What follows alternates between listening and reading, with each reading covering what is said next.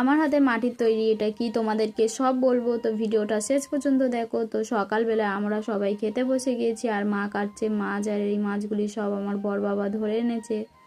আর আমি জামা কাপড় বিছানা চাদরগুলিকে ভিজিয়ে দিচ্ছি, কারণ এগুলি মা বলেছিল ভিজিয়ে রাখতে, তাই আমি ভিজিয়ে দিয়েছি।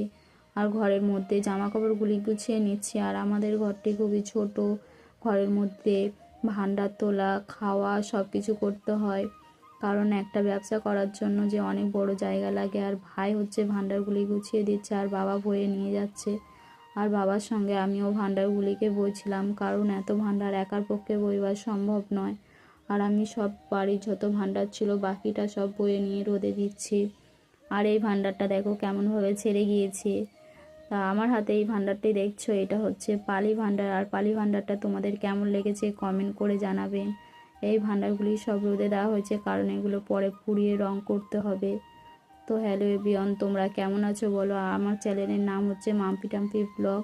আমার চ্যানেলে নতুন হয়ে থাকলে চ্যানেলটিকে সাবস্ক্রাইব করে প্লিজ পাশে থাকবেন। তো টাটা বন্ধুরা, দেখা হচ্ছে।